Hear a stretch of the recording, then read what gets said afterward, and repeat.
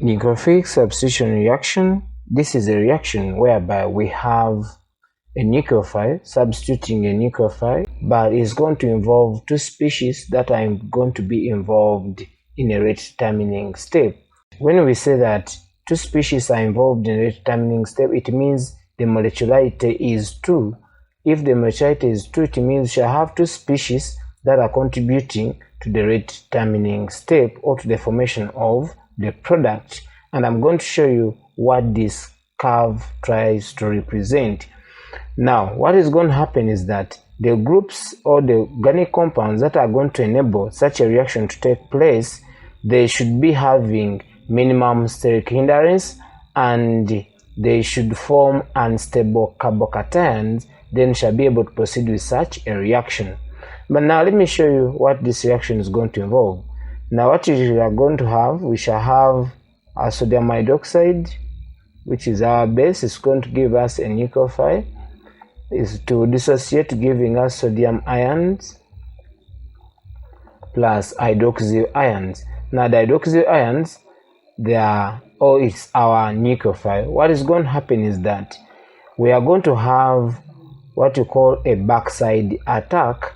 Backside attack, we are trying to mean that the incoming nucleophile is going to attack the carbon from the back, and the leaving group or our existing nucleophile is going to leave the methyl group from the front side, because we know that this is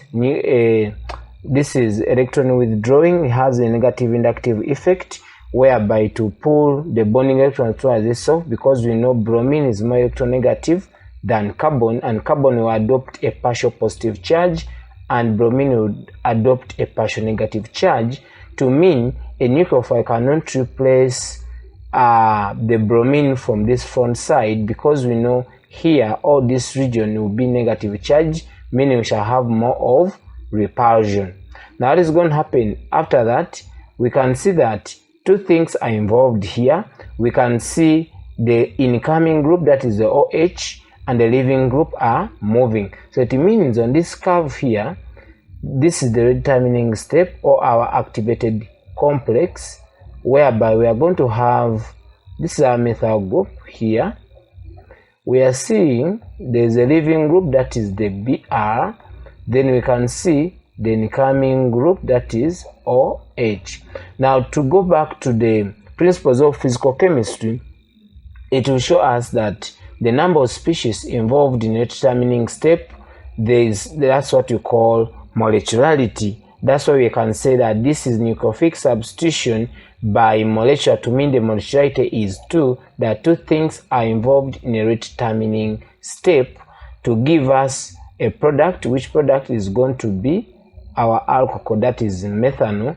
Here, this is going to be our product, this is methanol. Then we can see that at this point, this is where we have our reactants.